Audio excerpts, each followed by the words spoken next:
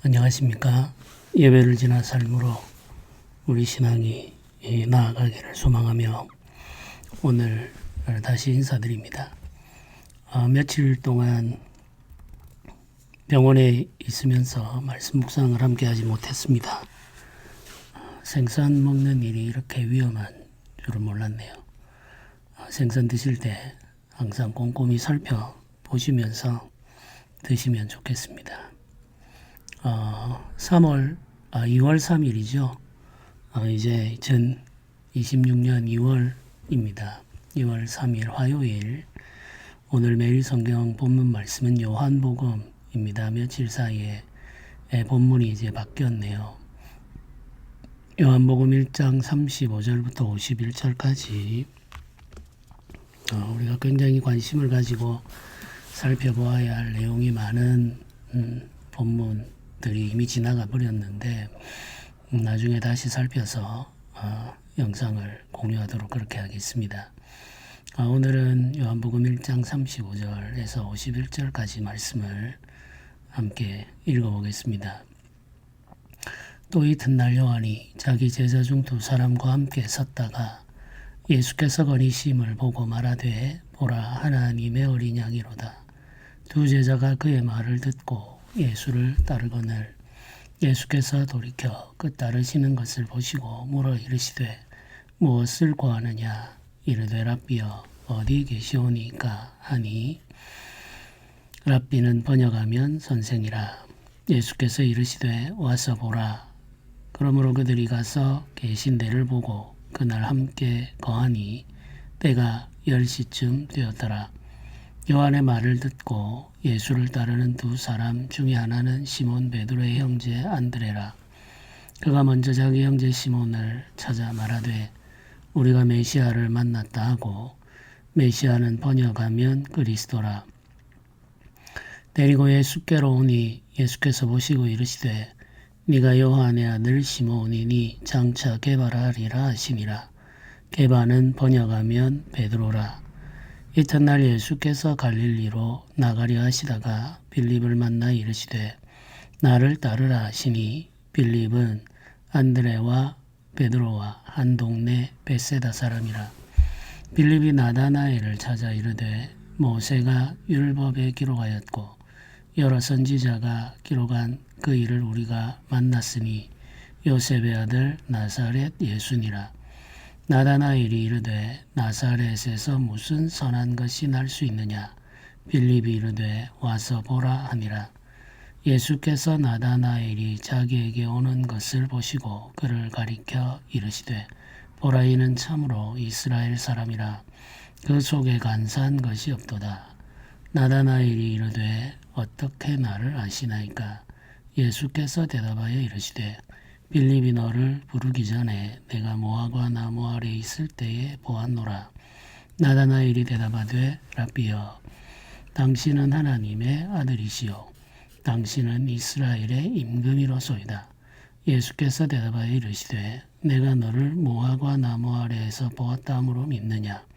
이보다 더 큰 일을 보리라. 또 이르시되 진실로 진실로 너희에게 이르노니 하늘이 열리고 하나님의 사자들이 인자 위에 오르락 내리락 하는 것을 보리라 하시니라. 아멘. 요한복음의 초점이 세례 요한에서 예수 그리스도에게로 옮겨지고 있죠. 요한이 제자 두 사람과 함께 섰다가 예수께서 거니심을 보고 말합니다. 세례 요한의 임무는 예수 그리스도를 증거하는 것이죠. 그분이 오실 길을 예비하기 위해서 요한이 자신에게 맡겨진 일을 하고 있습니다. 예수께서 거니셨다라고 말씀하고 있는데 이 성경이 예수께서 홀로 계심을 의미한다고 볼 수 있겠습니다. 예수님의 거니심은 창세기에 하나님께서 세상을 거니시는 모습과 연결하여 생각을 해볼 수도 있겠습니다. 창세기 1장에도 그런 모습이 등장하고 창세기 3장에도 그런 모습이 등장하죠. 창조 이전에도 하나님의 영이 수면 위를 운행하셨다. 이렇게 표현하는데 이 운행한다라는 말이 거니신다 이런 말이죠. 아담과 하와가 선악을 알게 하는 나무를 먹은 후에 하나님께서 동산을 거니시죠. 이 하나님의 거니시는 이 발걸음, 그 소리는 하나님의 구원 역사의 시작을 알리는 소리라고 할 수가 있습니다. 창세기 1장은 창조 역사의 시작을 알릴 때 하나님의 거니심을 묘사했죠. 창세기 3장은 범죄한 아담과 하와를 찾아오시는 하나님의 발걸음을 묘사합니다. 이 거니심은 구원을 위해 찾아오시는 하나님의 발걸음입니다. 여기 지금 요한복음에도 예수님의 거니심에 대해서 이야기하고 있습니다. 세례 요한은 예수님의 거니심을 보았죠. 구속자, 하나님께서 보내신 어린 양의 거니심은 이제 이 땅의 구원의 역사가 임하였음을 알려주는 아주 중요한 장면입니다. 그 장면을 세례 요한이 보고 사람들에게 증거하고 있는 거죠. 예수께서 거니심을 보고 말하는 것이 이렇지요. 하나님의 어린 양이다. 자기를 따르는 제자들에게 예수께서 그리스도이시며 구원자이심을 알려주고 있습니다. 요한의 두 제자가 그 말을 듣고 예수님을 따랐다 이렇게 표현하고 있습니다. 이 장면이 굉장히 중요합니다. 세례 요한이 도대체 무엇을 하려고 하는 자, 그 사람이 하려고 하는 일에 참된 의미가 무엇인가를 알고자 할 때 우리는 이 장면을 기억해야 됩니다.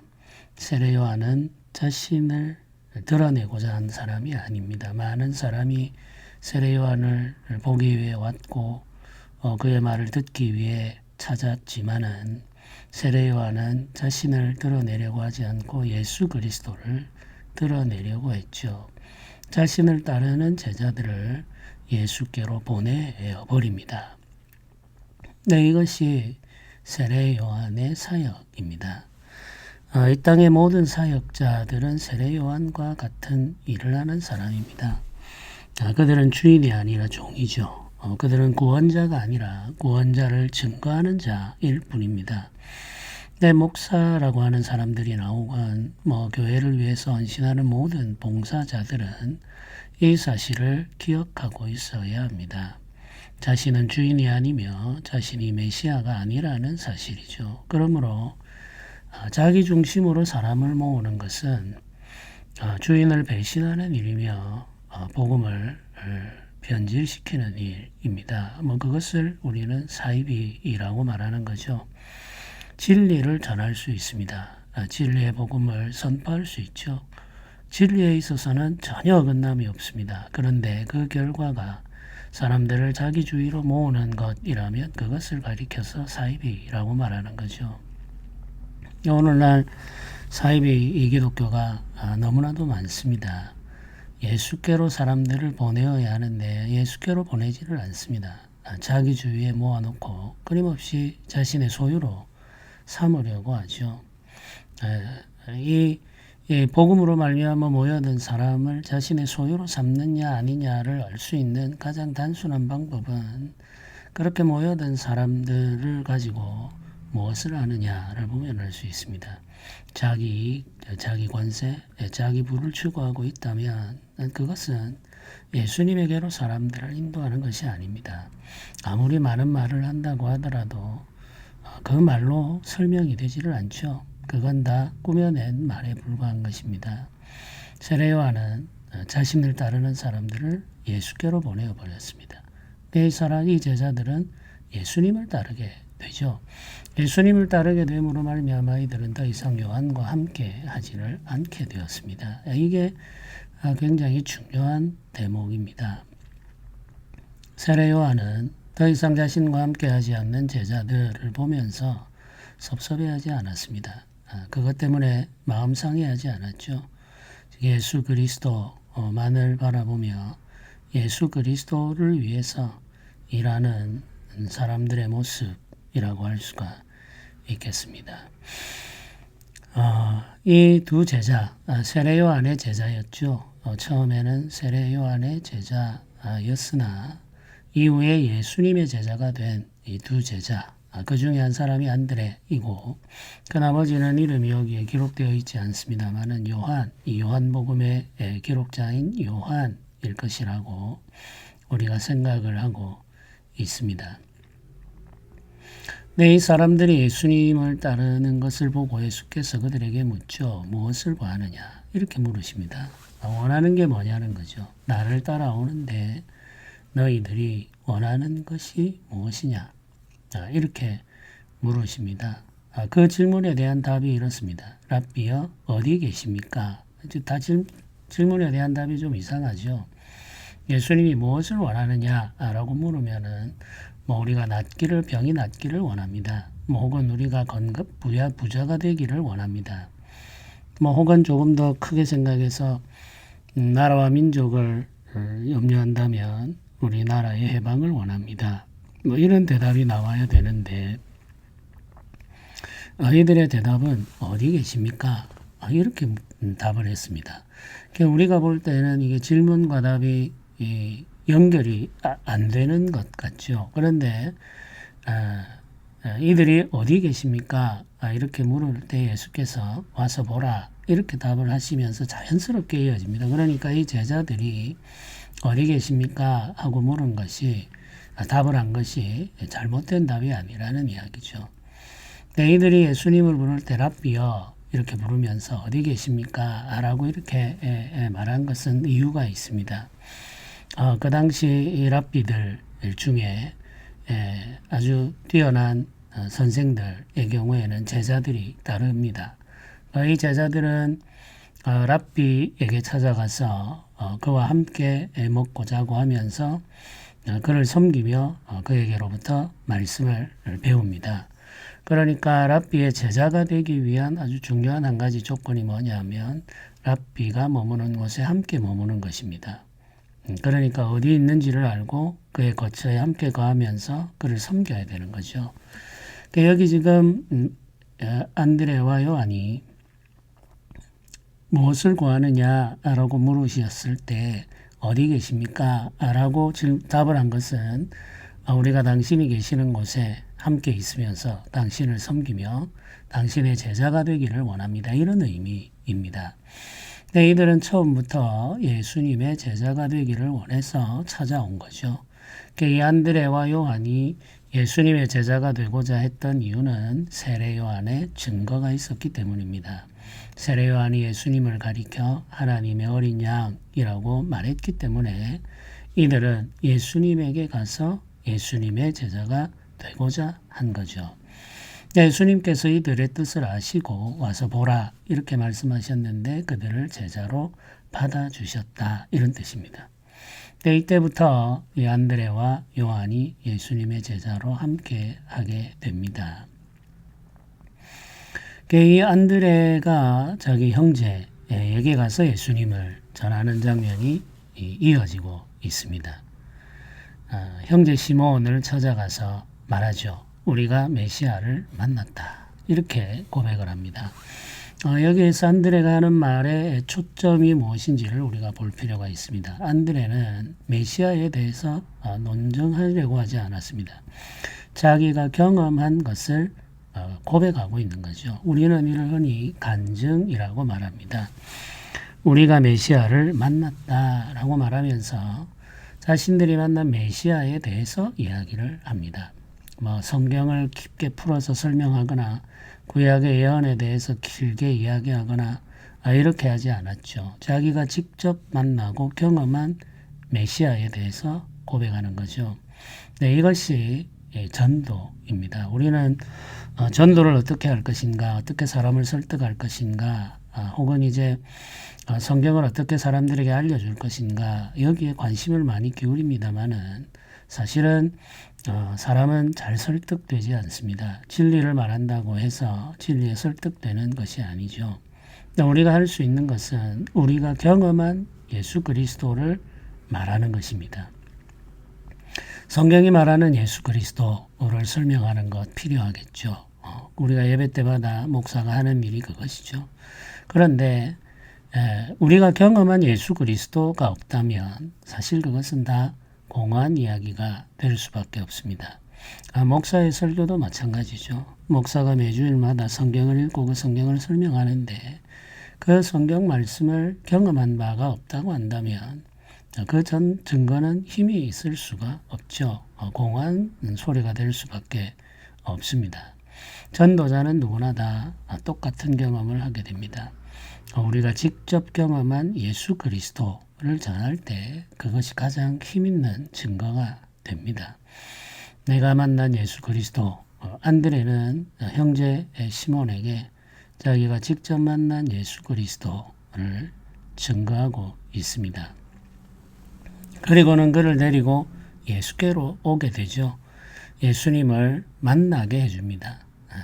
이게 이제 진실한 전도죠. 예수님을 만날 수 있게 하는 것. 그것이 우리가 해야 할 일입니다. 우리가 그 사람을 계속 끌어안고 있을 수 없습니다. 우리는 그의 구원자가 될 수 없죠. 영원한 그의 안내자도 될 수 없습니다. 그의 모든 것을 우리가 책임질 수도 없습니다. 우리가 할 수 있는 것은 그를 예수께로 인도하는 것이고 그가 예수님을 만나게 하는 거죠. 직접 예수님을 만나야 됩니다. 모든 사람이 다 그렇습니다. 누구든지 직접 예수님을 만나도록 하는 것이 전도라고 하는 사실을 우리는 기억해야 되겠습니다. 목사가 하는 일도 마찬가지죠. 목사가 중간에 끼어드는 것이 아니고 누구든지 다 직접 예수님을 대면할 수 있도록 하는 것이 목사의 사역이라는 사실도 우리가 기억을 해야 되겠습니다. 윤길주 목사가 아니면 예수님을 만날 수 없는 사람으로 만들어버리는 것은 진실한 목회라고 할 수는 없습니다. 이것은 사이비 기독교가 되는 거죠. 이렇게 시몬 베드로가 이제 예수님을 만나게 되죠. 예수님께서 시몬 베드로를 만난 그 자리에서 그에게 새 이름을 주십니다. 요한의 아들 시몬 이니 장차 게바라 하리라 이렇게 말씀하시죠. 게바라는 말을 로마인들이 쓰는 말로 바꾸면 베드로다 이런 말이죠. 이 베드로 게바는 같은 말입니다. 유대인들이 사용하는 언어로는 게바이고 그 당시 로마인들이 사용하는 언어로는 베드로라는 말이죠. 이 말의 뜻은 모두 다 반석이라는 뜻입니다. 이름을 바꾸어 주신다라는 말은 그 사람의 존재의 변화를 의미합니다. 아브라함의 이름을 바꾸어 주셨듯이 시몬의 이름을 바꾸어 주셨습니다. 우리는 흔히 이 사람을 시몬 베드로라고 부르죠. 베드로라는 이름은 예수님께서 주신 이름이고 원래 그가 가지고 있는 이름은 시몬입니다. 유대인들이 사용하는 언어로는 게바이죠. 그리고 로마인들이 사용하는 언어로는 베드로입니다. 근데 우리는 흔히 베드로라는 이름을 기억하고 있죠. 그 다음 날이 되었을 때 갈릴리로 가려고 하시는데 빌립을 만나게 됩니다. 빌립을 만나서 주님께서 나를 따르라 이렇게 말씀하시죠. 이 빌립은 안드레와 베드로와 한 동네에 살고 있는 사람입니다. 그 동네 이름은 벳세다이죠. 갈릴리에 있는 아주 작은 마을 중에 하나입니다. 이 빌립이 예수님을 만났을 때 예수님께서 그를 가리켜서 나를 따르라 이렇게 하시니까 빌립도 예수님을 따르게 되죠. 이 권위 있는 말씀입니다. 주님께서 누군가를 부르게 되는데 그 부르심은 거절할 수가 없죠. 주께서 부르시면 순종하게 됩니다. 왕의 권위를 가지고 소환하시는 거죠. 빌립을 부르시면서 나를 따르라 하실 때 빌립은 예수님을 따랐습니다. 그리고 빌립이 또 다른 사람을 예수께로 초대하죠. 나다나엘이라는 사람입니다. 이 나다나엘은 경건한 사람이고 성경을 잘 알고 있는 사람이죠. 빌립이 나다나엘을 만나서 모세가 율법에 기록하였고 여러 선지자가 기록한 그 일을 우리가 만났다 이렇게 말합니다. 이렇게 말한 이유는 나다나엘이 모세의 글을 늘 읽고 연구하는 사람이었기 때문이죠. 빌립이 그 사실을 잘 알고 있었습니다. 모세와 선지자의 글이라는 말은 구약 성경을 말하죠.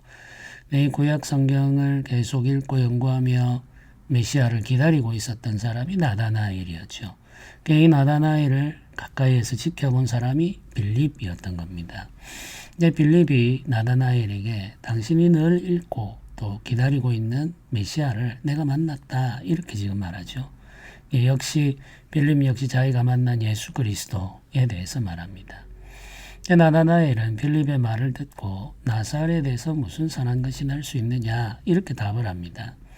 나사렛은 베세다 혹은 나다나엘의 거주지인 가나보다도 훨씬 더 작은 동네입니다. 갈릴리에 있는 마을들 중 하나죠. 그 중에서도 가장 작은 마을이 바로 나사렛이라고 생각을 하시면 되겠습니다. 이 요셉의 아들 나사렛 예수라는 말을 듣고 나다나엘의 반응은 그렇죠. 나사렛에서는 선한 것이 날 수 없다 이렇게 말합니다. 이 나사렛이라는 동네에 대해서는 구약 성경이 한 번도 언급하지 않았기 때문이죠. 이미 메시아에 대해서는 예언이 나와 있습니다. 베들레헴이라고 하는 이름들을 성경은 언급하고 있죠. 그래서 메시아의 나심에 대해서 사람들은 기대하며 기다리고 있습니다. 그런데 갑자기 나사렛이라는 것이 등장하죠. 나다나엘은 나사렛은 성경에 언급된 적도 없는 예언과 무관한 그런 마을이라는 뜻이죠. 이만큼 나다나엘은 성경에 대해서 잘 알고 있는 사람이었던 거죠. 하나님의 뜻은 예수 그리스도를 나사렛에서부터 오게 하시는 데 있었죠. 베들레헴을 고향으로 두고 있고 베들레헴은 예수님의 출생지이죠.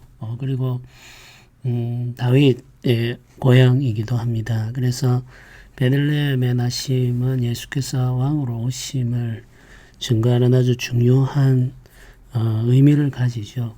그러나 예수 그리스도는 나사렛에서부터 시작을 하십니다. 그 사역은. 이 나사렛은 유대인들이 사는 지역 북쪽 경계에 있죠. 이방인들과 함께 교류할 수밖에 없는 그런 변방입니다. 갈릴리라고 하는 이곳은 사실은 이방인들과 뒤섞여 교류하는 상황이었기 때문에 유대인들의 관점에서는 선한 것이 나기가 어려운 곳이죠. 부정한 곳이라고 할 수밖에 없습니다.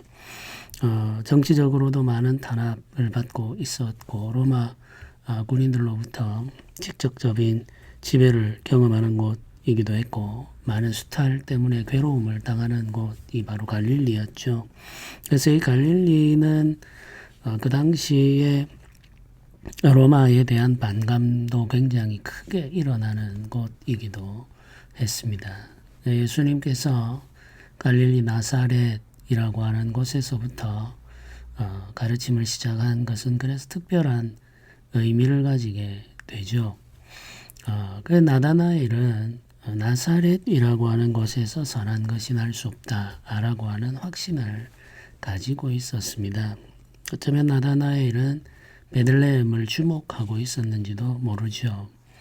하나님께서는 예수께서 베들레헴에 나게 하셨으나 나사렛에서부터 시작하게 하셨습니다. 그 복음의 사역을.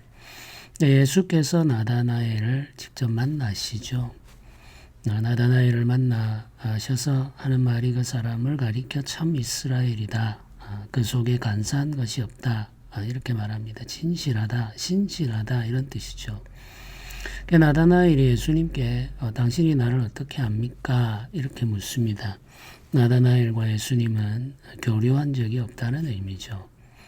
그때 예수님께서 하시는 말씀이 이렇습니다. 네가 무화과 나무 아래 있을 때 보았다 이렇게 말씀하시죠. 이 무화과 나무 잎이 무성한 이 나무 아래에는 기도하고 묵상하는 사람들이 있곤 했죠.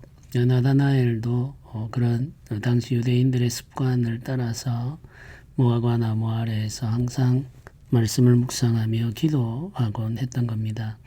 그가 기도할 때 예수께서 그를 보셨다는 거죠. 네, 이 말씀은 예수께서 신적인 권능을 가지고 있는 분임을 알려주는 말입니다. 예수님은 사람의 육체를 가지고 있죠. 그러나 그 육체에 갇혀 있는 분은 아니죠. 성부 하나님, 성령 하나님, 성자이신 하나님 예수 그리스도 이 삼위 하나님께서 늘 함께 계시면서 모든 것을 아시고 모든 것을 보고 있습니다. 예수님께서는 나다나엘이 무화과 나무 아래에서 기도하며 묵상하는 것을 항상 보고 계셨던 거죠. 육체를 가지고 계셨고 그 육체 때문에 한계를 경험하셨습니다마는 하나님의 모든 권능이 그 안에 함께 있었음을 우리는 기억해야 됩니다. 예수께서 하나님의 아들이시며 신적 권능을 가지고 계신 분임을 알려주자 나다나엘이 비로소 고백하죠. 당신은 하나님의 아들이십니다. 이렇게 말하죠. 그리고 이어서 당신은 이스라엘의 임금입니다. 라고 고백합니다. 예수님께서 이 나다나엘의 고백을 들으시고 내가 너를 무화과 나무 아래에서 보았다므로 믿느냐 이보다 더 큰 일을 보리라 하시죠. 그리고 너희에게 이르노니 하늘이 열리고 하나님의 사자들이 인자 위에 오르락 내리락 하는 것을 보리라 이렇게 말씀하십니다. 인자라는 말은 메시아를 가리키는 표현입니다. 하나님의 사자들이 오르락 내리락 하는 것을 본 사람이 있죠. 야곱이죠. 베델에서 야곱이 하나님의 사자들이 오르락 내리락 하는 것을 보았죠. 예수님께서 이 말씀을 하실 때 야곱의 그 환상을 염두에 두고 말씀하시는 겁니다. 근데 이제 이 말씀하실 때 이런 의미가 담겨 있죠. 너희가 아브라함과 이삭과 야곱을 조상으로 여기고 그들을 위대한 하나님의 사람으로 생각하는데 나는 야곱보다 더 큰 자다 이런 이야기를 하고 계시는 거죠. 예수 그리스도 위에 하나님의 사자들이 오르락내리락 한다는 말은 예수 그리스도가 하나님과 연결되어 있는 자다 이런 의미입니다. 야곱은 베델에 하나님의 사자들이 오르락내리락 하는 것을 보았죠. 그리고 그 베델에 제단을 쌓았습니다. 그 제단은 형식이고 그림자죠. 근데 예수님은 자기 위에 하나님의 사자들이 오르락내리락 한다 이렇게 말하고 있습니다. 예수 그리스도가 참 성전이라는 의미이며 예수 그리스도가 이 땅과 하나님 나라를 연결하는 통로라는 의미이기도 하죠. 예수님께 우리가 나아가는 이유는 예수님을 통해서 하나님 나라로 들어가기 위해서죠. 예수님을 통하지 않고는 하나님 나라로 들어갈 수가 없습니다. 예수님은 참 제단이면서 참 성전이고 하나님이 보내신 어린 양, 희생의 어린 양입니다. 이분이 바로 우리의 구원자이시며 우리의 메시아이시죠. 우리에게 필요한 것은 예수님을 만나는 것입니다. 예수님을 만나는 자들이 구원을 받게 되고 예수님을 만나는 사람들이 은혜를 누리게 됩니다. 먼저 예수님을 만난 사람들이 할 일은 예수님을 만나지 못한 사람들을 예수님에게로 초대하는 거죠. 예수님에게로 인도하는 것입니다. 우리는 그들을 변화시킬 수 없고 설득할 수도 없습니다. 아무리 많은 말을 해도 사람은 설득되지 않습니다. 예수님을 만나는 순간 그 마음이 변화되고 그 마음이 설득되죠. 예수 그리스도의 은혜만이 우리를 하나님께로 인도할 수 있다는 사실을 기억하면서 오늘도 주를 만나고 또 주를 전하는 우리가 되기를 주님의 이름으로 축복합니다. 함께 기도하겠습니다. 은혜로우신 하나님 아버지 감사합니다. 주께서 우리에게 베풀어 주시는 은혜가 있어 오늘도 삽니다. 우리가 예수님을 만나 예수님과 함께하는 경험이 있기를 원합니다. 그 예수님을 만난 경험을 사람들에게 전할 때 하나님의 한없는 은혜가 임하여 사람들이 주께 돌아와 구원받는 놀라운 일을 경험하게 하여 주옵소서. 주의 교회 모든 성도들 예배하는 자리에서 살아계시고 참되신 성전이신 예수 그리스도를 만나게 하시고 예수 그리스도의 은혜를 경험하게 하옵소서. 감사드립니다. 우리 주 예수님의 이름으로 기도드립니다. 아멘.